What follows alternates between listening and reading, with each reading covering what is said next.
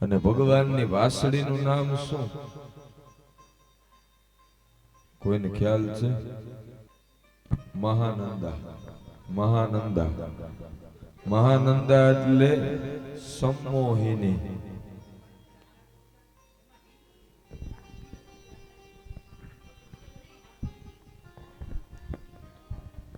એટલે મહાનંદાનો અર્થ જે થાય, નંદ એટલે આનંદ અને મહા એટલે વધુ પડતો જે આનંદ આપે એ મહાનંદા.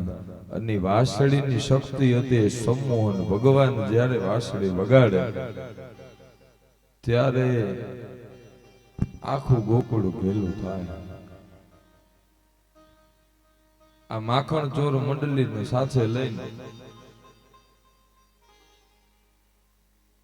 સુમંગલના ઘરે જ રેડ પાડી કે આજ તારા ઘરે જવાનું છે.